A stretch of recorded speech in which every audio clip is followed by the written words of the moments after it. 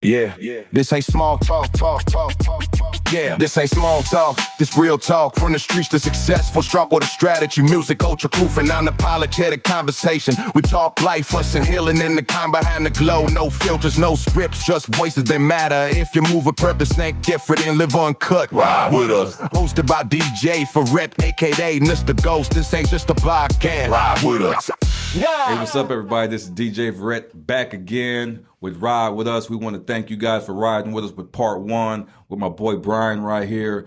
And we're going to get kicking with part two. So ride with us. So what's up, man? How you doing, man? I'm good, man. I'm good, DJ. Yeah, off camera, man. We were talking about some real stuff, so we're going to try to bring some of that back. Okay. And we want to make sure our voices sound good. Okay. So now we ended out the first episode, and now we're gonna continue what we was talking about the lifestyle, and now Of the rich and famous. of the rich and famous.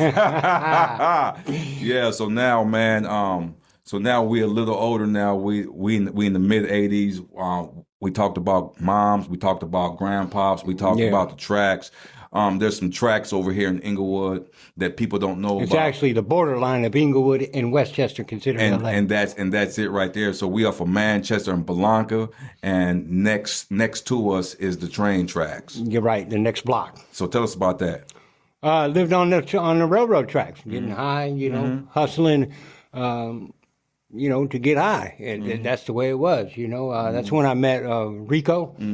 And Rico was a good man. He took care of me, man. When I first became homeless, I was on Century on La Cienega, right by the AM/PM. Bad area. But I made it, but it got really bad got hot with the police. Yeah, let me cut in real quick, man. Right there on the tracks, right there next to the auto place, my friend's pops had an automotive shop right there, and I would always see motherfuckers Right next door, right there. right there by the train tracks, right there, and I would see everybody jumping that back. Hispanic guy, I believe. Yes. So he had to put a dog back there because people's cars were getting broken into. Yeah. So go ahead, brother. Yeah, it's funny how you mentioned that because after he left, I worked for the man that moved in there with his tow truck business, Big Wheel. So it's funny how you mentioned that, and that's in the middle of me using and living on the railroad tracks. I was actually doing work for somebody, tow truck driving, washing cars, detailing cars, all that. So right now, I call it a good experience that I've had, I got a lot of wisdom, a lot of advice to give people, Now, what is life like now? Are you still getting loaded? No, I'm clean. I'm still homeless, but I'm clean, and it is what it is still, you just don't use drugs. One thing that... it's hard because it's around, and there's a lot of people that, get high still, but it makes me stronger. One thing that I hear a lot, because I was on KTLA Channel 5 a couple of weeks ago, and used to watch that news, me and my mom. And Michael Ullman and Courtney Friel, they asked me a question. They said, the work that you do on Skid Row, a lot of people at home who watch this, and there's going to be a lot of people who's going to listen to this and also maybe see this, they're going to ask questions. The questions that I always hear is, they don't want help. What do you say to that? Well, it's not that they don't want help. They're not.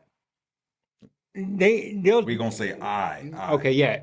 For me, I didn't. It's not that I didn't want help. I wasn't ready to have the help. I wanted the drugs more than I wanted the help. So it's not about wanting. Oh, I don't want no help. I'm fine. It's just a saying. Is it can you say that losing the power of choice? I love losing a little bit of faith, I'll put. Yeah, it's losing the power of choice, saying, I love my peoples, but I also love the drug that I'm doing. I love getting high. Right. And you have to get over that. You have to be tired of that. You have to hit rock bottom for that. Speak on it. So Well, once I was tired of doing the only waking up to go get high, waking up to do this. The first thing you wake up is, oh, okay, I got to get high, so I need to go hustle. I need to, you get tired of that. No money in your pocket, no cigarettes. I still do cigarettes. I started this at 8. I was stealing them from my mom. Yeah. Marlboro 100 gold box. No Benson, gold box. No Benson Hedges. Man, Pall Mall. bitches and whores. Yeah.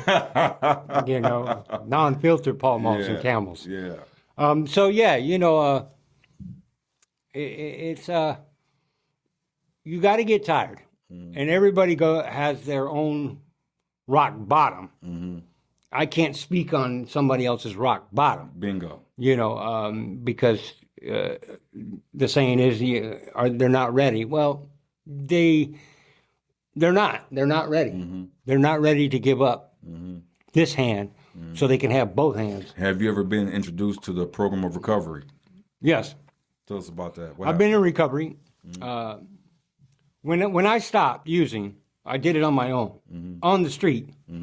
But I've been through recoveries, every which one you want to call, behavioral health services. I'm a graduate, actually, from Pride House on Crenshaw and, Rosecrans, ran by BHS Services. I think you've heard of that, DJ. Yes, I have. They're very big. I actually graduated from that as an alumni, and that's just one of the programs. That was the last one I went through. All these others were when I was under 18, so you already go figure. Yeah. I'm a young kid, and I don't want this, I don't want to do that, I'm not going to do that, fuck the probation officer and all, Yeah. Keep 100, yes. They put me in a placement up in Saugus, in the mountains one time.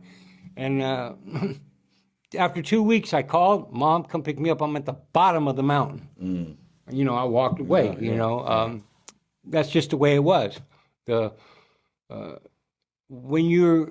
When I was using it as a youngster, your mind ain't fully developed yet. No, it's not until you're right? 25. So basically, I was born into that rock cocaine, so that's what I wanted. I'm not going to sit up in the mountains and, go to school and this and that. You're not ready yet. You're not ready. Not ready. It's like, but I didn't know that at that time because remember, I'm a minor still. Yeah, it's like having a membership to 24-hour fitness, but don't use it. But don't use it. But don't go. So I definitely understand that. So after that, man, now you're getting what was Brian like at 25, at 30 years old? At 30? Well, at 32, 30. Let's see, I got married in 2004. So that's actually. I was in my 30s. I was in the penitentiary with 3 years remaining. Yeah, see, so there's another life experience. I've been all around the world. And I'm still legally married at 20 years old. Me and my wife, Alejandra. What was I going to say? Oh, all three sides of the world. So I've been on the normal life. I've been on the drug life, which I call the game.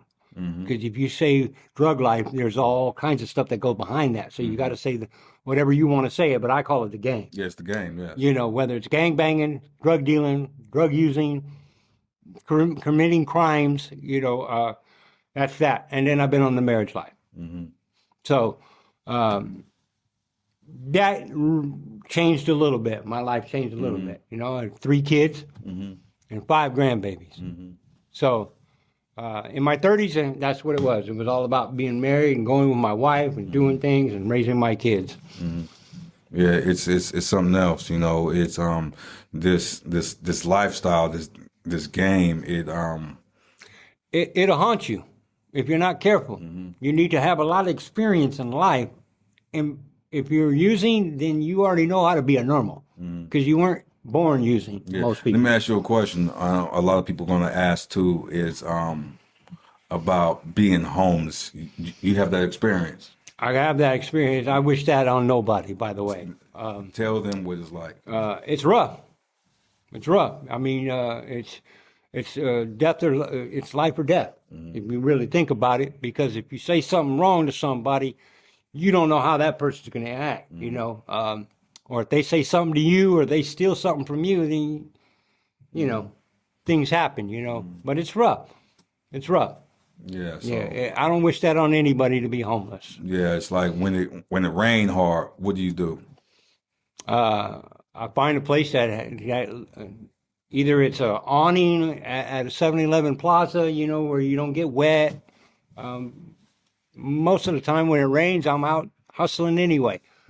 You know, I don't sit in my spot where I sleep. I that's for sleep, and I still get up at 6 in the morning and go do what I got to do. But what about your belongings in your spot? You just hope nobody goes in there and steals them. It's a community. It's a community, but it's not a community, because if you're in there stealing somebody else's homeless stuff, then that's then there's the respect level thing. Yeah, you know, Skid Row is one of the biggest homeless encampments in Los Angeles Yes, County. it is. And I'm down there every other Sunday. Actually, we're going down there tomorrow, and it's a different community down there. Yeah. You know, when I go down there, they like, hey, DJ, and it's like, you know, show me nothing but love, but don't go inside nobody else's tent. No, that's anywhere you're homeless. At least for me, you know, other people actually, when they go in and steal other homeless people's stuff, that obviously their mind ain't right, and they don't have the respect for anything. How low can you go? Yeah. You know, and like I said, it's life or death. You go into somebody's tent and take their stuff, and they catch you or no, you don't know. You could be dead the next morning. Yeah. Give us, and you know, give everybody who's going, give them a verbal picture of what a day looks like being homeless. Okay, a verbal picture. I wake up in the morning. I get out of bed. I walk away from my sleep area. The first thing I do is I go start recycling to make money. Or it could be, lately it's been getting up in the morning. I get up naturally between 4:30, breakfast time, 4:30 or 6 in the morning. And I'm gone all day, you know, recycling, hustling, whether it's standing up at 7-Eleven and opening the door for customers, you know, and being professional and polite as can be as a homeless person. Trying to get that next meal. You know, a meal at Jack in the Box is $12 now. You know, sometimes you may not make that money during the day. You know, you think about a lot of stuff. You know, I think about, okay, it's almost that time, and when I start saying it's almost that time, that means I'm tired of the homeless deal. So things are going to start changing, but that's my everyday. Yeah, I don't have a TV, I don't have a radio, I don't have a phone. I had all that. Okay.